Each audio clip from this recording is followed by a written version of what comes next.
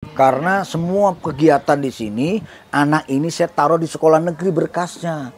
Nanti keluar ijazahnya dari sekolah negeri.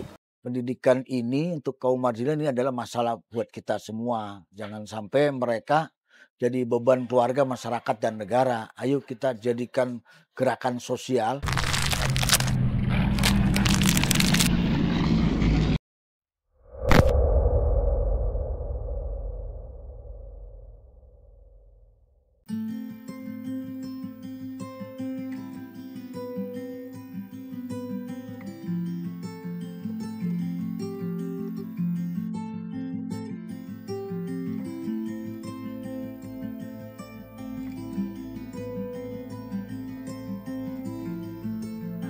Jadi singkatnya yang melatar belakangi mewujudkannya sekolah master ini berangkat dari keprihatinan sebenarnya. Pada saat awal-awal krisis moneter tahun 99-98 itu banyak terjadi PHK di mana-mana.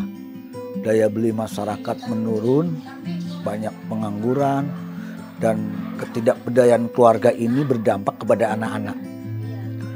Jadi anak-anak ini, keluarga yang prasejahtera ini, anak-anak ini jadi korban, jadi terlantar, tidak bisa bertahan dalam pendidikannya. Artinya banyak yang putus sekolah dan nggak bisa sekolah. Di mana dampak pembangunan yang tidak merata, tidak tercipta lapangan kerja di wilayah, itu yang menyebabkan banyak kaum urban dari daerah ke kota. Nah, Depok ini menjadi salah satu incaran orang mengadu nasib, karena wilayah Jabodetabek ini bagian yang dituju.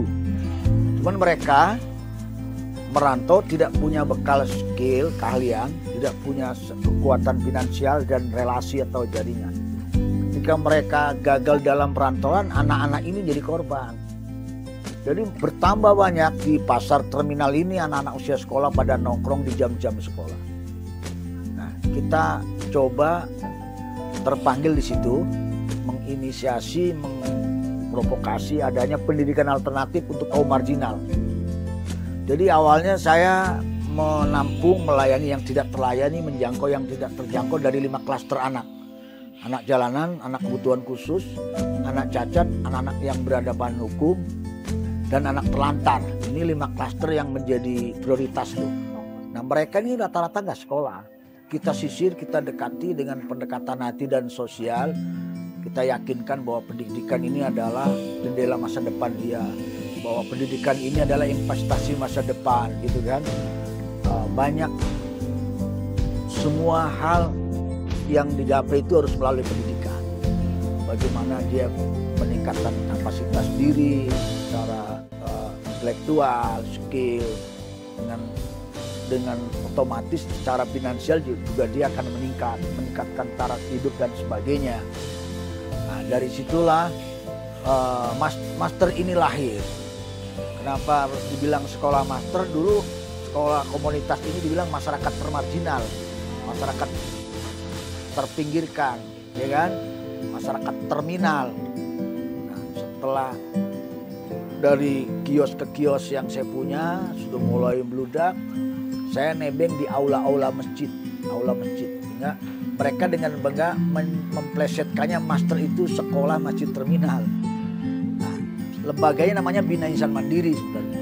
Saya ingin mendidik masyarakat yang marginal supaya cerdas, kreatif, mandiri, dan punya budi pekerti yang baik. Karena sekolah master ini sekolah yang berbasis karakter dan entrepreneur.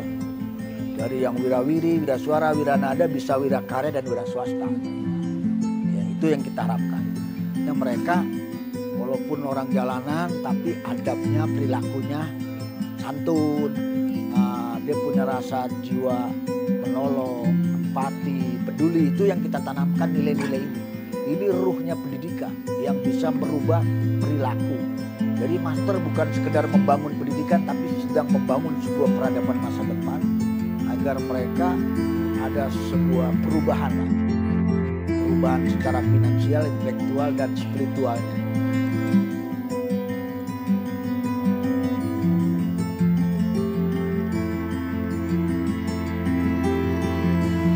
awal pakai dana sendiri. Iya, saya pakai dana sendiri, tapi banyak teman-teman yang tertarik untuk support, untuk dukung. Di sekolah master itu siswanya udah berapa? 6 ribuan. Dari beberapa cabang dan mitra. Kita yang di bawah manajemen kita udah ada 20. Wilayahnya sih masih Jabotabek, cuma yang 4 ada di lapas, di dalam lapas. Mau dibilang swasta berasa negeri, karena semua kegiatan di sini, anak ini saya taruh di sekolah negeri berkasnya. Nanti keluar ijazahnya dari sekolah negeri. Iya, justru pertama malah negeri ijazahnya ya. Saya nggak punya sekolah sendiri dulu. Pokoknya saya kumpulin, terus saya datangkan guru, mereka ngajar, saya todong sekolah-sekolah melalui kepala dinas, DPRD, wali kota, saya todong bikin rekomendasi. Yang penting diakuin dulu, diakomodir, aspirasi mereka dilayani. TK, SD, SMP, SMA, ijazah paket, ijazah SMP, SMA negeri, ijazah SMA swasta, ijazah SMK, dan ijazah madrasah aliyah. Semua jenjang ijazah bisa kita buatkan. Pendidikan ini untuk kaum marginal ini adalah masalah buat kita semua. Jangan sampai mereka jadi beban keluarga, masyarakat, dan negara. Ayo kita jadikan gerakan sosial yang bersifat kolektif. Jadi setiap kapasitas punya, kita jadikan isu bersama lah. Ketika orang itu tergerak untuk berlomba pastabil khairat, berlomba dalam kebaikan, itu mereka sesuai dengan kapasitasnya masing-masing, kita bersama-sama di sini. Yang punya finansial, yang punya keahlian skill apa, jadi kita gotong royong modalnya, swadaya masyarakat gitu.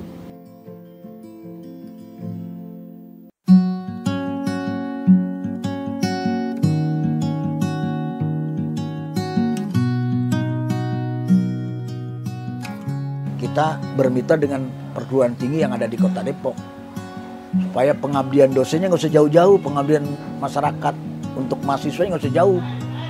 Nah, kan lengkap tuh, sehingga mereka sekolah gratis bisa berkualitas karena pendidik pengajarnya ini kita menjadi mitra binaannya kampus-kampus ternama gitu. Nah, itu salah satunya kenapa begitu lulusan-lulusan awal aja bisa dapat beasiswa luar negeri, perguruan tinggi favorit, sehingga mengundang penasaran semua media, mengundang semua penasaran manajer-manajer CSR gitu. Karena kita nggak perlu banyak yang harus dipelajari. Ketika akhlaknya sudah baik, tinggal skill apa yang ditunjang gitu.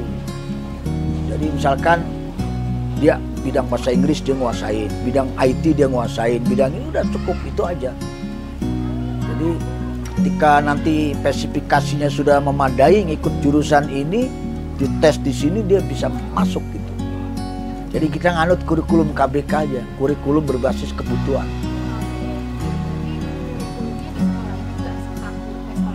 Ya, ya satu, kedua, tapi tetap endingnya adalah yang di UN kan kita ikutin supaya nilainya bagus. Nanti sisanya baru lebih kepada skill dan karakter gitu. Kita berbasisnya relawan bukan karyawan, jadi kita cuman standar UMR-nya upah minimum relawan aja, sekedar buat ngopi ya kan, makan siang aja, walaupun makannya tiap hari lauknya sama sate. Ya, sayur tempe, sayur toge, sayur terong ya kan. Jadi di sini kita relawan, jadi siapapun boleh ikut bantu mengajar yang memang merasa punya ilmu, mampu, silahkan, terbuka gitu. Ya masih kalah baiknya ya sarjana ya, tapi kalaupun dia SMA pun kalau dia punya sesuatu yang bisa diberikan ke anak-anak sini ya monggo silahkan gitu. Jadi tantangannya kalau ngadepin anak-anak yang luar biasa bandel, ya susah dibilangin gitu. Kalau kita lagi nerangin, lagi ngasih materi terus mereka ngobrol, itu luar biasa, emang perlu sabar banget gitu. Sangat membantu karena ya nggak ada biaya utama, itu emang meringankan orang tua kan, emang murah gitu.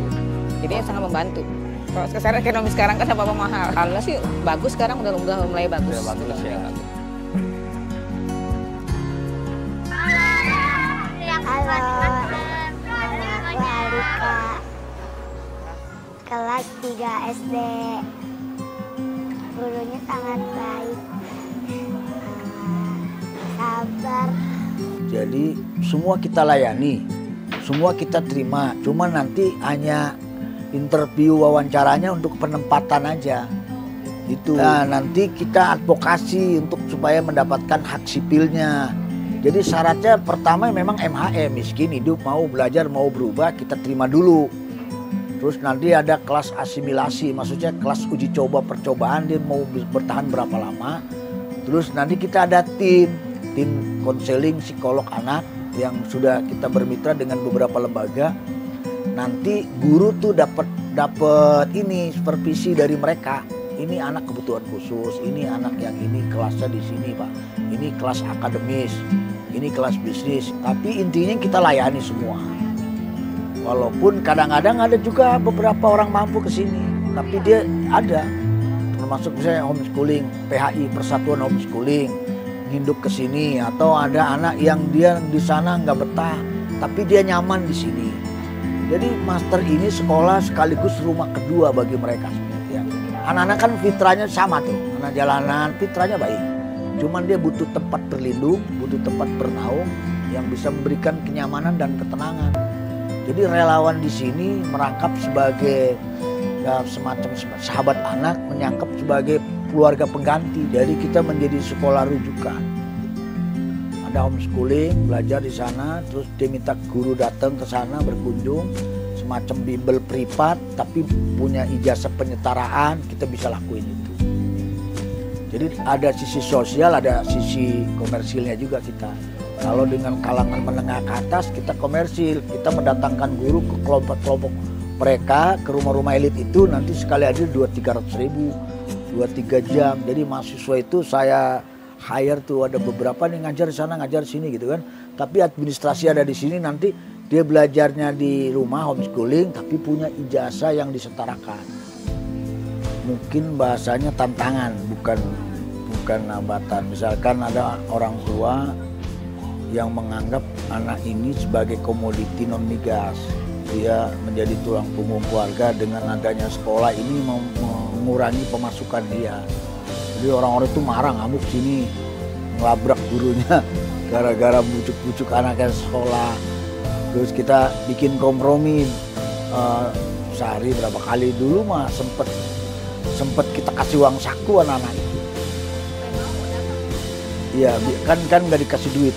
Gara-gara dia nggak ngasilin duit. Jadi memang anak ini disuruh nyari duit gitu. Terus kan syarat untuk masuk sekolah dan NISN, nomor induk siswa nasional, dia punya NIK. Nah banyak anak-anak kita yang bodoh, nggak jelas, nggak ada identitas, nggak ada barcode-nya gitu kan. Ya orang bagian admin Dapodik sini bingung, Pak ini mau didaftarin pakai apa? Orang nggak punya kartu keluarga, nggak ada. Nah, kita itu kadang-kadang tuh kalau kita nggak punya tim khusus itu nggak bisa keterima tuh. Itu salah satu hambatannya.